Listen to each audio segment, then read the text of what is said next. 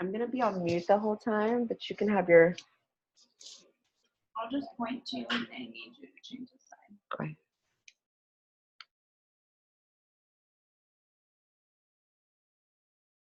Okay.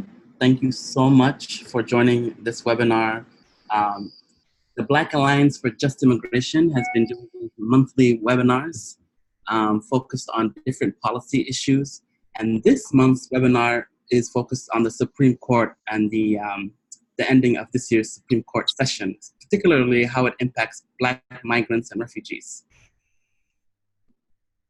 And then I think just the next slide. Yeah, so this is our, if you can go back to that one. Yeah, so this is our social media. Feel free to follow us on Facebook, on Instagram, on Twitter. We provide a lot of different resources around immigration issues, around social justice issues, economic justice, you name it. It's a good place to find resources. Also, please go to our website. We'll put the website in the chat link. If you go to our website, there are a number of different reports about Black migrants on there that are very useful for your research and for your knowledge. And so now I'm going to talk about some housekeeping rules. So if you have any tech issues, you can just email my colleague Emanuela at baji.org. Alternatively, you can go into the chat section and shoot her a message. We invite you to submit all of your questions to the presenters as you think about them. We're going to do Q&A after both presenters present. So my name is Mustafa Jumali. I'm going to be moderating this webinar.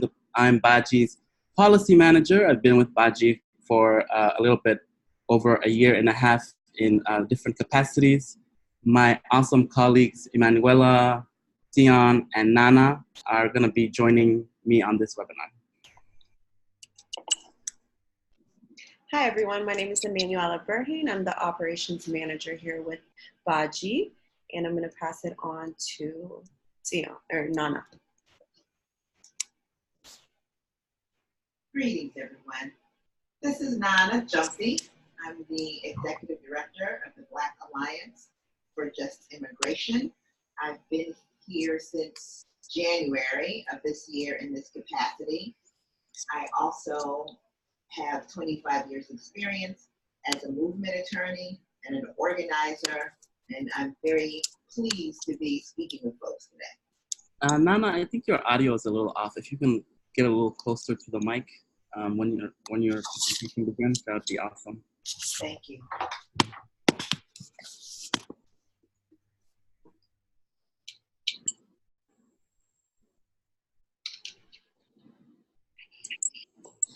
And then my colleague Siam.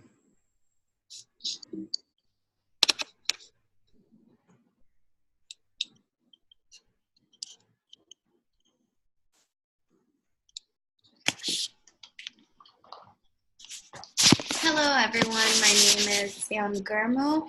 I am Baji's legal manager and staff attorney. We recently ignited our direct legal representation program, and I'm located in our New York City headquarters. Great. So on this webinar, we're going to be focusing on two Supreme Court decisions. The first one is the Census 2020.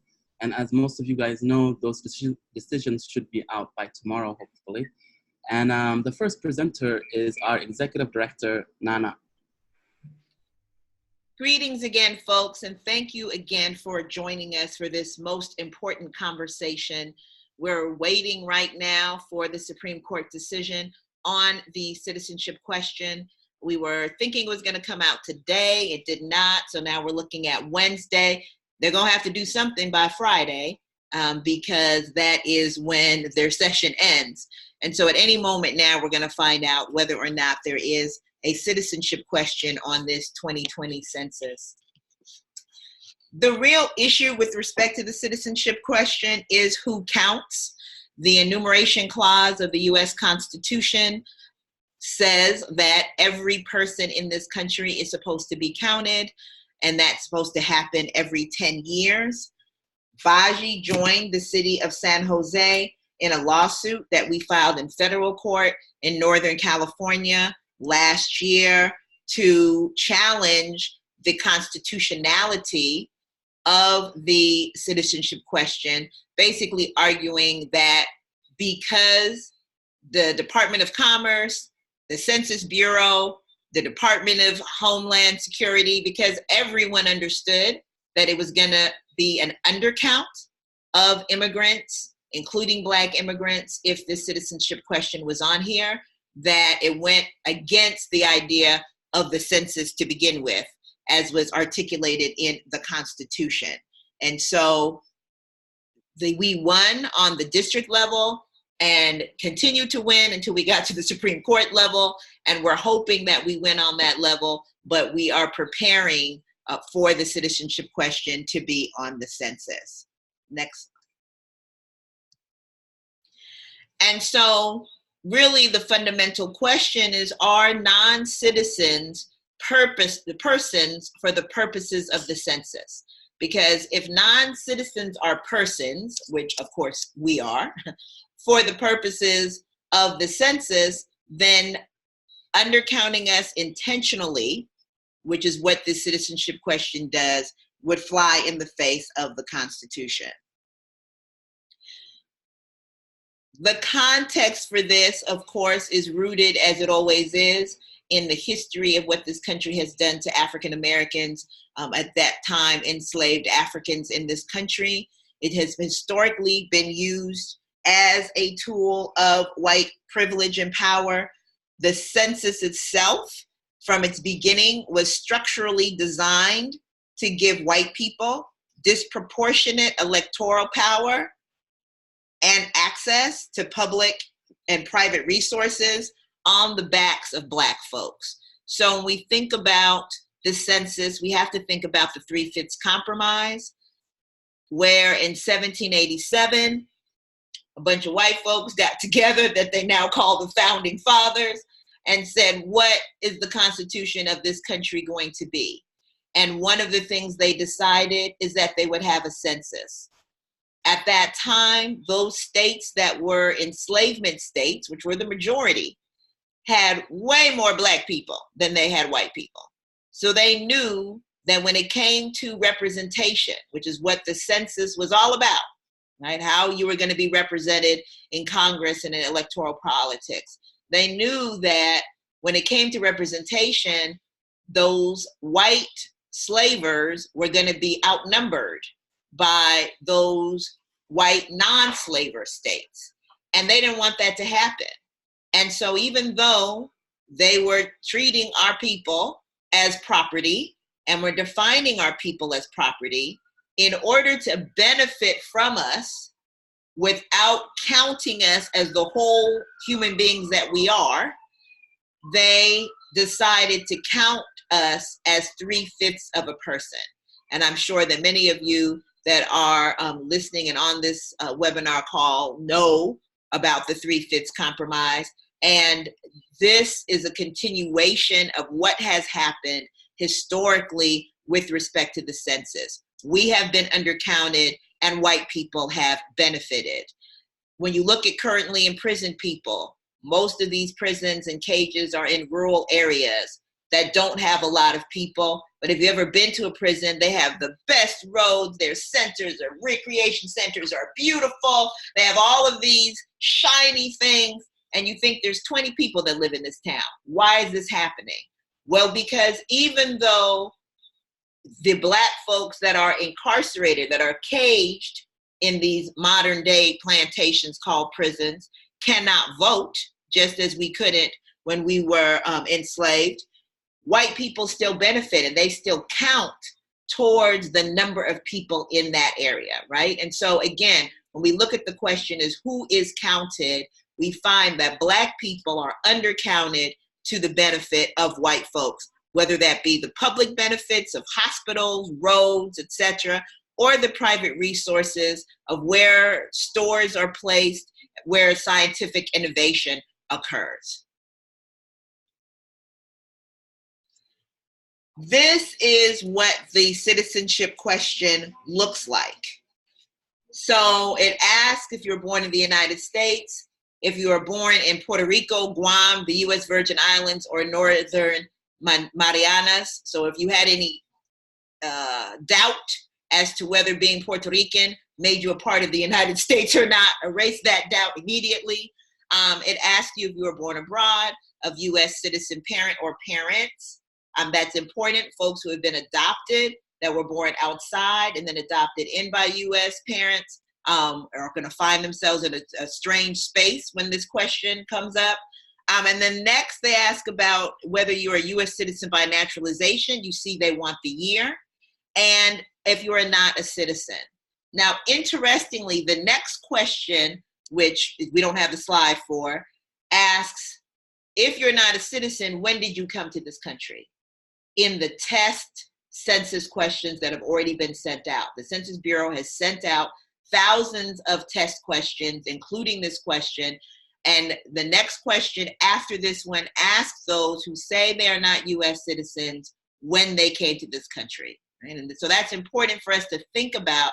With all of these protections that allegedly they can't get this information for 72 years, why are they asking these types of questions? So we know that this administration intends for us to be severely undercounted. Secretary Wilbur Ross and the Department of Commerce predicted and expected that there would be an undercount. That is part of the reason that we were able to be successful in the lawsuit that we filed, because we were able to show that the record of emails, the record of conversations, of documentation that the Secretary of Commerce had, as well as the Department of Justice, clearly showed that there would be an undercount in the millions, and that they were okay with that. So they knew that this was going to be the case, and they intended for this to be the case. The Census Bureau itself, which is a part of the Department of Commerce, also has separately and individually indicated that the citizenship question, if it's on the census, will result in an undercount of millions of people. And then we look at the recent revelations that was first reported on NPR and then reported in most major media outlets of the plan that the GOP had, the Republicans had, to use the census undercount in order to engage in redistricting. And so we already see, when we look at our sister Stacey Abrams and others, how they will steal votes. We see how they will shut down machines. We see how they will do any and every underhanded thing to keep our vote from counting and to keep us as Black folks from being represented. And this was just another effort led by and designed by one of their leading redistricting strategists, Thomas Hoffler, to make sure that their undercount that they knew was going to happen was going to be to their benefit.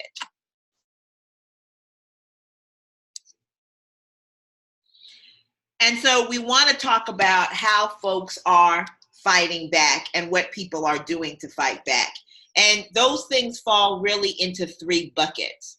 I'm going to walk them not too slow, but a little slower.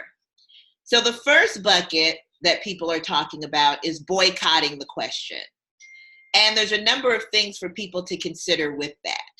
Firstly, it is a crime to not fill out the census. So let's start out with that. If you decide not to fill out the census at all, that, forget this census, and you're not going to fill it out, it is a crime. It has a $5,000 fine.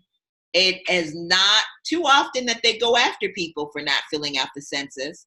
The last time, according to research that folks have done, that someone was prosecuted for not filling out the census was 1970, and it was actually thrown out of court for being politically motivated. But they can go after you for not filling out the census at all. We are not advocating that people do not fill out the census at all, right?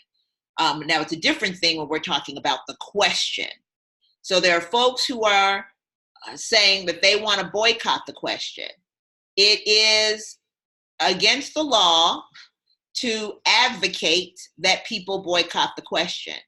And so if folks want to get together and purposefully act in an act of civil disobedience and boycott the question, then people need to know that that's what they're doing. They're engaging in civil disobedience. They're, putting their monies, resources with respect to fighting a case or being fined in a case. They're putting all of that on the line in order to stand up for the rights of immigrants, and in this case, in particular, Black immigrants and Black folks in general, to be properly represented.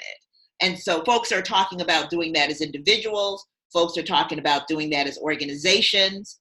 If you are part of a nonprofit organization and your org is thinking about joining the boycott, just as with any other act of civil disobedience, blocking the street as a form of protest, turning up in someone's legislative house, all of that is civil disobedience. And if your org is promoting that or has promoted that, you have put your 50C3 or 501c4, status on the line. And so if you choose to do a boycott on an organizational level, then you are also, you're doing the same thing. You're doing it again in this civil disobedience context. And of course, then we would, talk about and advise that people really use best practices, just as we do with folks who decide that they're going to take over a street or they're going to take over a city council meeting or a police commission meeting, right? You want to use your best practices to keep folks as safe as possible. The next issue is the next bucket is sharing the facts about answering the question, as I just did. That if in fact you do not answer the question, the census will still be counted. They're not going to throw out your survey because you did not answer the citizenship question. The likelihood that you are going to be followed up with an enumerator, with the person knocking on your door because you did not answer the citizenship question, is very low by all accounts, especially if millions of us decide not to answer the citizenship question, right? They are not going to run after millions of people to get that one question answered. So it's a very low likelihood that they will follow up with enumerators if that question is not answered. Now, if you don't answer a third of the questions, and that happens to be one of them, then yeah, someone's gonna come to your door because you have not answered a third of the questions. So you need to think about, as you're answering any of those questions, that, if there's any that you think are going to cause you to have safety concerns, you may not want to answer those questions. But as many of those as, the more you skip of those questions, the more likely someone's going to come and follow up with you. So keep that in mind. But that is, you are allowed to skip a question. This is not an essential question. An essential question is an address. If folks are interested in what happens if you're houseless, you let me know and I'll give you that information. But an address is essential. Your name is essential. But whether or not you're a citizen is not an essential question. So you can skip that question. And then if, in fact, the other concern or the other bucket that people have is supporting community safety. And of course, there's nothing about the fact that you are following bucket 1, that you follow yourself in bucket 2 or 1 and 2, that keeps you from doing bucket 3. But certainly, if you or your organization is going to advocate that people not take any risk and that all questions be answered, then we are hopeful, and clearly our communities expect, that you will stand up then to be prepared if the worst happens, right? To protect our community, both proactively and reactively. So proactively would include things like contacting the congressional folks that are over the different aspects of this census and demanding that they make sure that Article 13, that protects the confidentiality of the information, that that article is not violated. We know that in the past, the census was used for Japanese internment, for example. Allegedly, the rules have changed, but we want to make sure that Congress is there in day behind. I'm trying to figure out a way to say that nicely, about making sure that that information is not shared. If you are someone who lives in one of these so-called sanctuary cities, sanctuary counties, or sanctuary states, we want to press upon our public officials to treat the federal government like Bull Connor did when he was trying to protect segregation against the federal government, right? Show up, bring out your forces, and make sure that ICE is not able to drag people out of our homes and out of our schools and out of our places of business. And then thirdly, if in fact the worst happens and people are dragged out and they do start to do raids and attacks on people, then we need to be prepared as community to keep us safe, which is not limited to, but can include big filming. It's not limited to, but can include putting our bodies on the line.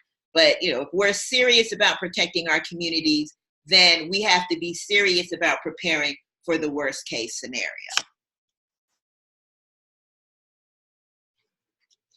Yes, so thank you for that, Nana. That was a lot of amazing information. And soon we'll go to Q&A after Sian presents. So as many of you guys on this webinar know, Baji has been leading the charge along with our other Black orgs in the US on TPS and DED. And recently, the Supreme Court decided on a case regarding indefinite detention of migrants. And so my colleague Sian now is gonna go over that case.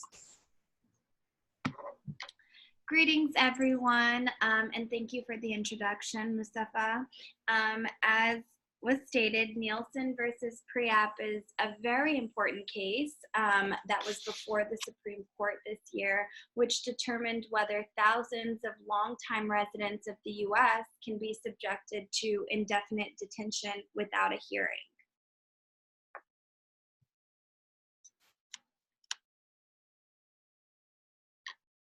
Okay.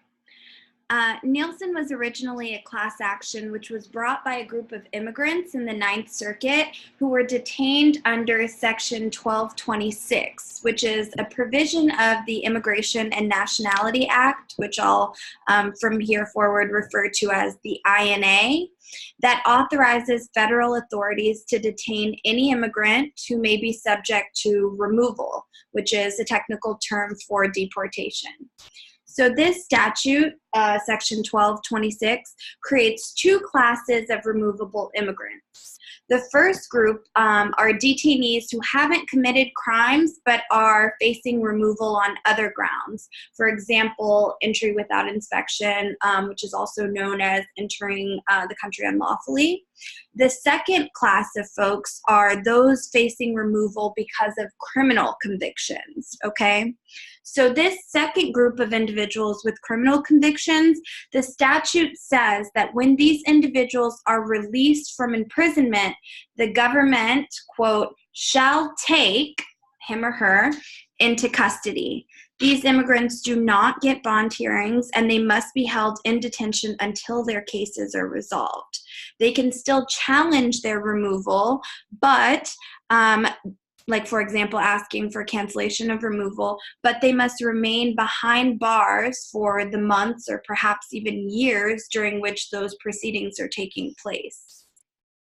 So the specific INA provision at issue in PREAP is 1226C1, which requires immigration detention when, and I quote, when the alien is released. So we at Baji reject this term alien, but I'm just using it here as a direct quote from the INA. So when an immigrant is released from custody based on a conviction for a wide range of crimes, which can go anywhere from crimes of violence and theft to minor possession of marijuana, they are subject to this particular provision of the INA. And each of these convictions constitutes grounds for then that non-citizen's removal.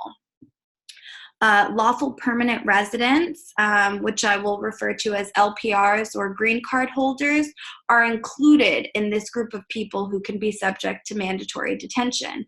So for example, the original named respondent in this case, Priap, he was an individual who was born in a refugee camp to Cambodians who were fleeing genocide under the Khmer Rouge regime, and he became an LPR in 1981. In other words, he became a green card holder in this country in 1981. And then immigration officials detained Priap years after his conviction for something very minor, which was a conviction for possession of marijuana. So the issue in this case, Nielsen versus Priap, is not whether authorities can detain this particular group of immigrants who have certain criminal convictions because they can be detained. Rather, the question is whether the statute denies bond hearings to all of these individuals. For example, longtime residents who were convicted of minor offenses 5, 10, 15, or more years ago. So representing all immigrants arrested under similar circumstances, the plaintiffs in this case argued that if ICE wants to detain an immigrant without the possibility even of bail, then it must detain him or her at the moment of their release from criminal custody, because any other reading of the word when in this statute would allow authorities to wait years or perhaps even a decade and then detain immigrants long after they've already successfully returned to their regular lives. The government, in this case, argued the complete opposite, which is that Congress was concerned about crimes committed by immigrants and meant to require bondless detention of all criminal immigrants, period. So the word when doesn't limit this requirement to some subset of criminal immigrants, and the timing of the detention is irrelevant, meaning whether you're taken into immigration custody immediately after your release from criminal custody or if you're taken a decade later, that doesn't matter, was the government's position. So at the heart of this dispute, funny enough, is simply the word when, okay? This four-letter word that you wouldn't think would have this much significance in the trajectory of an individual's life is really changing the course of, our existence here in the U.S. If you are an immigrant subject to this particular section of the INA. So we, both the folks who were litigating this case and, the general public who's affected by it, are questioning whether the word when means anytime the government decides after a stated event, or whether it means days, weeks, or years later, or perhaps even immediately upon the happening of an event. So we can keep this. So the lower courts up through the Ninth Circuit Court of Appeals agreed that because the respondents in this case were not detained until many years after they were released from criminal custody, they were then not subject to Section 1226C. The Ninth Circuit specifically held that immigration detention under 1226C must take place promptly upon an immigrant's release from criminal custody. So this decision ultimately resulted in a circuit split with 4 other Court of Appeals, leading the Supreme Court to grant review. So unfortunately, the Supreme Court disagreed with the Ninth Circuit and held that a non-citizen does not become exempt from mandatory detention because DHS failed to take them into... One moment. Yeah, there's a little background noise. Yeah. Okay, so the Supreme Court disagreed and held that a non-citizen does not become exempt from mandatory detention just because DHS failed to take them into immigration custody immediately after their release from criminal custody. So the majority of the Supreme Court found that basically the grammatical structure of the provision and the meaning of the words taken into context, including the word when, required mandatory detention of all immigrants who've been released from criminal custody, regardless of when they were released. Alito wrote for the majority of the justices in pre-app and concluded that the INA requires detention for a broad range of immigrants, including those released from criminal custody years before their immigration arrests and have lived peacefully in their community with their families for that entire period. The dissent, obviously, reached a very different conclusion and found that the plain meaning of the statute reveals that 1226C was only meant to apply to immigrants immediately following their release from criminal custody. Otherwise, they should not be subject to mandatory detention without bond. Okay. So the Supreme Court's decision here leaves room for constitutional challenges to this particular statute. So as I said before, Justice Alito indicated that in cases where mandatory detention seemed arbitrary, a non-citizen could be in a position to make an as-applied challenge to Section 1226C, basically arguing that this mandatory detention would be unconstitutional as applied to their particular case. So a successful as-applied challenge would show that a detainee has a reasonable chance of becoming eligible for some form of relief, for example, cancellation of removal. So their prolonged detention would create an unnecessary obstacle to obtaining that relief. Because of the vast sweep of Section 1226C, detention has extended even to non-citizens with solid arguments that their convictions are not in fact grounds for removal, or that they're eligible for different forms of relief like cancellation of removal, as I stated before. Unfortunately, however, the statute, as the pre-app court interpreted it, would require detention of non-citizens even with those strong cancellation cases until an immigration court actually grants their application for relief, which, as I stated before, could take months or perhaps even years. So we would argue here at BAJI, and all of our partner organizations would argue that confinement is arbitrary, particularly when an applicant has a really strong case for relief, because they have a strong incentive then to appear for their removal hearings. So hopefully future as-applied challenges will establish that Section 1226C does not require detention without bond of an LPR or green card holder with a strong cancellation case.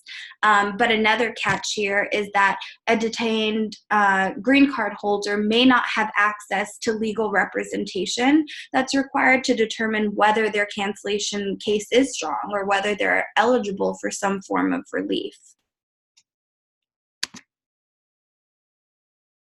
Because the Supreme Court's decision in this case, the government will have more power to detain more people without even a chance of bond. So that's really troubling, because our constitutional system generally requires an individualized showing as a predicate for detention, and not just these wholesale large groups being forced to be subjected to mandatory detention. So some as-applied challenges may succeed in the future, but those as-applied challenges will turn on case-by-case contests in which a detainee's access to legal representation will obviously pose severe limits. So the question is now, what can we as Black immigrants do to fight back? So the first thing is raising awareness. It's our responsibility and our privilege to educate ourselves and hold community forums and webinars like this one to inform our community that the government is in fact arguing in favor of arbitrarily detaining individuals who have already reintegrated into their communities, and detaining our people on these arbitrary grounds stops us from becoming mothers and fathers, running businesses, being productive members of society, and accomplishing our goals.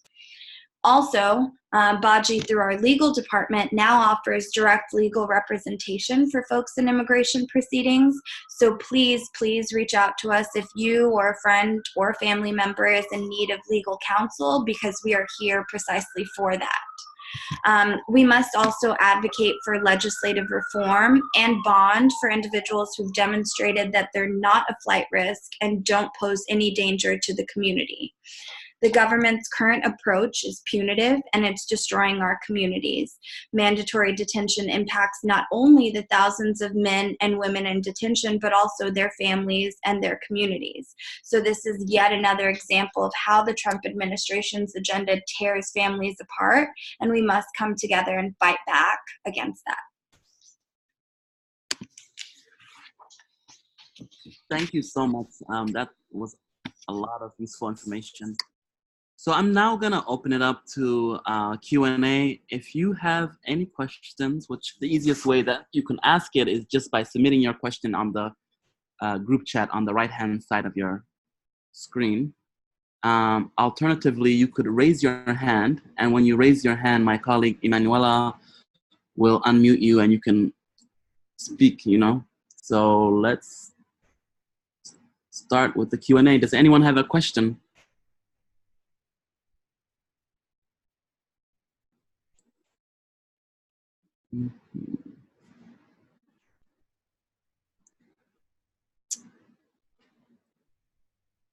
I have a question actually.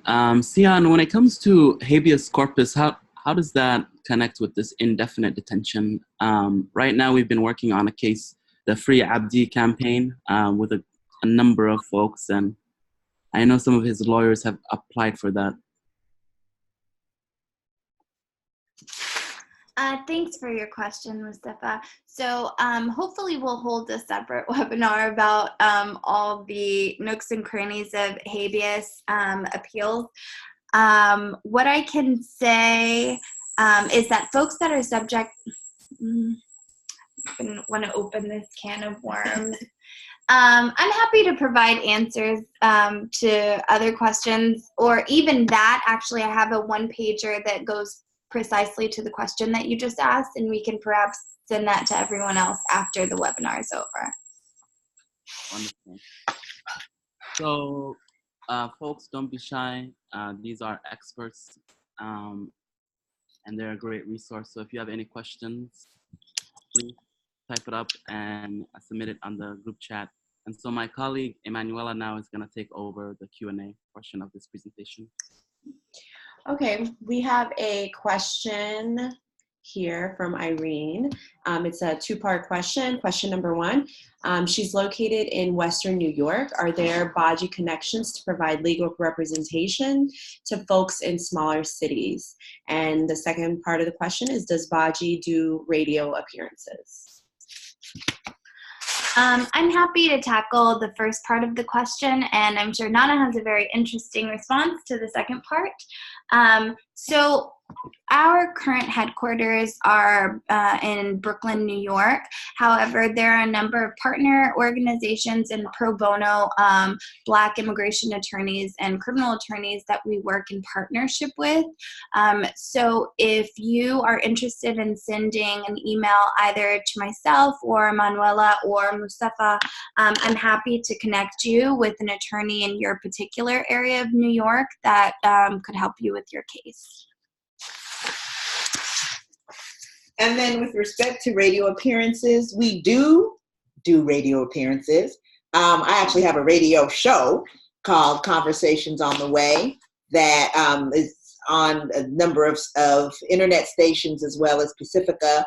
So we try to raise these issues through that station as well. But if you are looking for some folks to talk about these issues at a radio station near you, give us a call. The next question is from Trinice, and it states, what is the next step in the legal fight against mandatory detention now that the Supreme Court has ruled? Long term, does the fight to end mandatory detention lie in the courts or in Congress?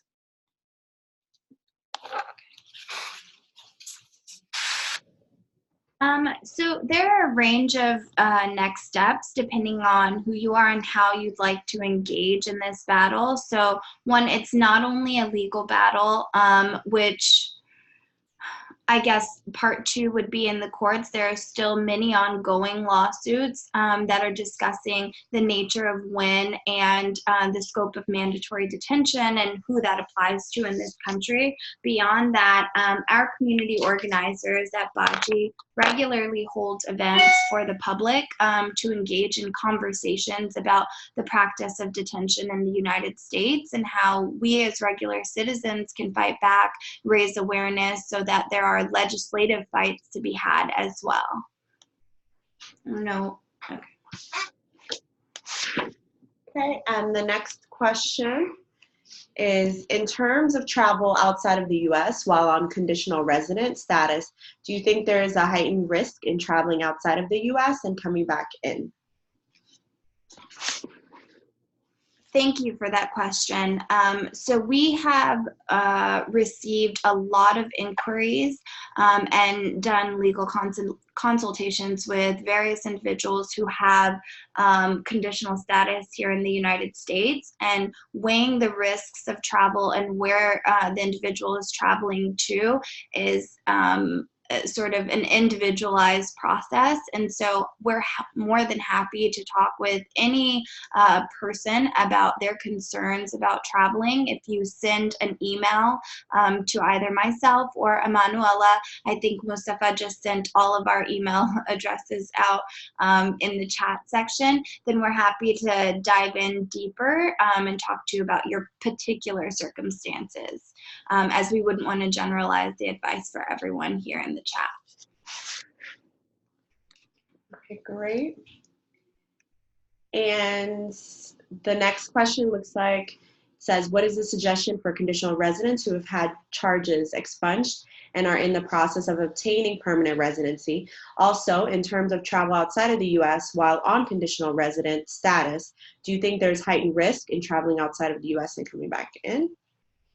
But I think that's just the same question from before. The next one is, I'm a Black filmmaker making a documentary on Black immigration and refugees. Is Baji or its members willing to share information on camera?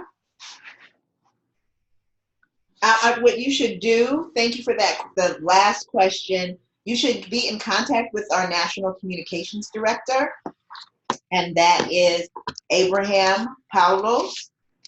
We will put his email address into the chat as well. He's the person that handles all of those sorts of things. And so if you get in touch with Abe, I'm sure he'll get back with you and we can follow up with respect to that question. The next question is, I'm located in New Jersey. Are there any connections available or volunteer opportunities for people who cannot provide legal advice but want to help in this area? Sure. There are multiple opportunities for folks located in New Jersey.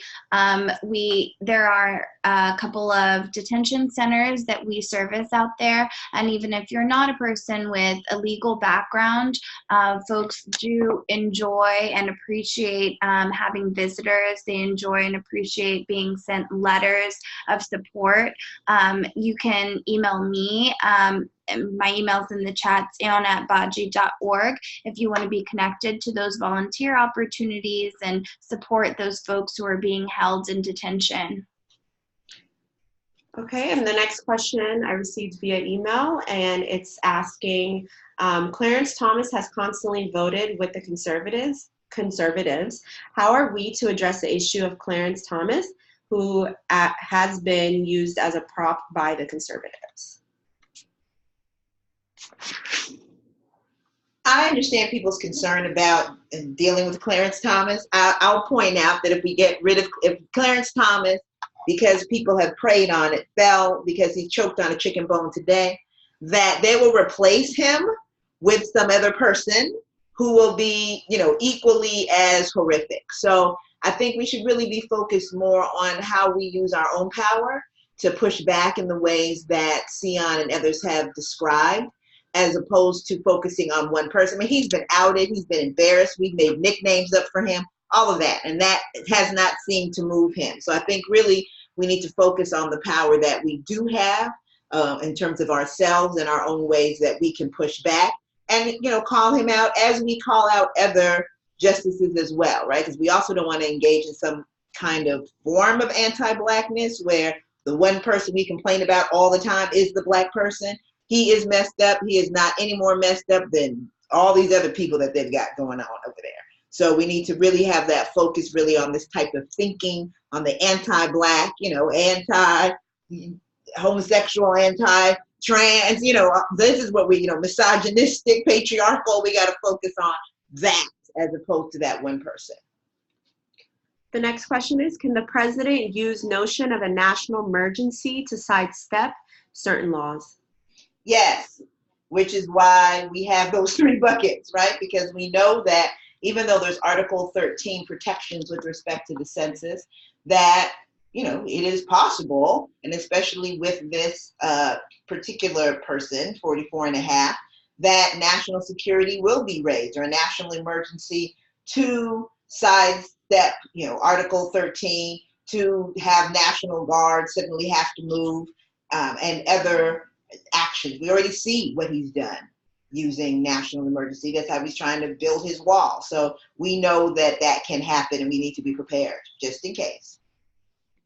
The next question is, what work is Baji doing to connect with and support African immigrants in Mexico or at the U.S.-Mexican border?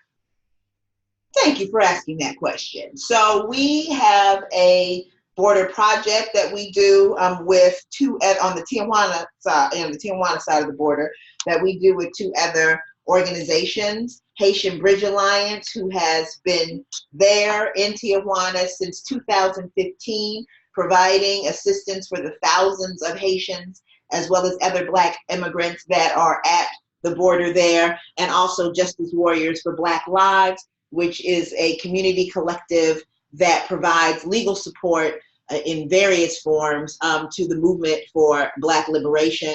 And so the three of our organizations have formed the Black Migrant Legal Support Network. We do both legal support and humanitarian support, and we do that at least on a monthly basis. We also are looking at, are going to Texas and looking at that border, and we're connecting with folks in Mexico itself to see what's happening with our folks there and how we can do something about it. And we've been doing that work now intensely for about 7 months, and it's just increasing as we continue to see the crisis at the border that our communities face. The next question is from Vivian. She said, I'm a medical student located in the NY metro area looking to support Baji and the communities it serves. In addition to potential lack of health insurance, are there any trends in unmet health needs that Baji would like assistance with? My other question about speaking opportunities has already been addressed. Thank you. I think that one of the best ways to figure out how to connect up with Baji is to go to our website, first of all, baji.org, BAJI.org. We have a number of reports there. There's a report about, being Black at the border that is not super current, but at least gives you some basic information.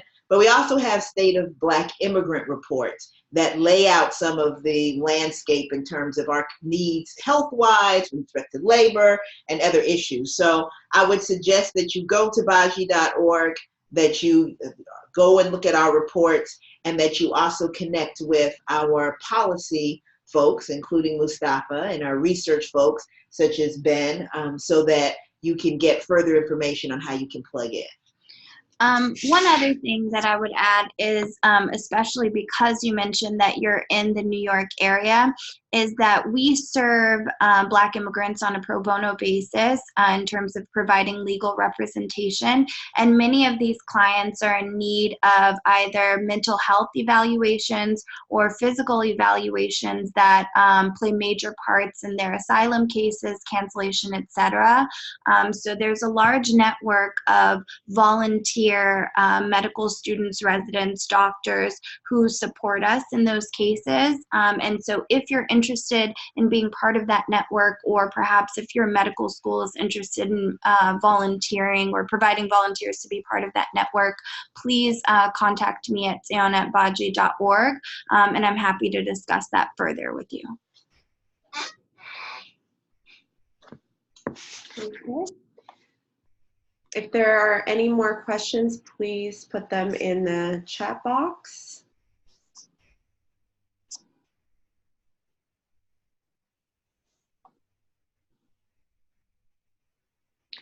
All right, doesn't look like there are any more questions. So this concludes our webinar. And as always, if you do have any further questions that you may think of later on, please send them to emanuela@baji.org. And we will also be sending out this the recording of this webinar shortly by the end of the day today. So thank you guys. Yeah, and I was just gonna say one more thing before we shut it down. So next month's webinar is gonna focus on the HUD public charge rule, and unfortunately, due to capacity issues, we are not going to do it before the public comment period ends on July 9th. So I encourage all of you guys to go on. I'll submit it right now in the group chat, but to go and please submit a public comments. The Keeping Families Together campaign has been doing an awesome project, leading the charge on the original public charge that was put out last fall, as well as now the HUD public charge rule. So we'll be working with some national organizations and host a webinar on that and have a deep dive on that. So thank you so much for everyone for joining today's webinar. If you have any questions, please feel free to shoot me an email. Don't forget to go to our website and download our reports, and then look out for an email for July's webinar. Have a wonderful day.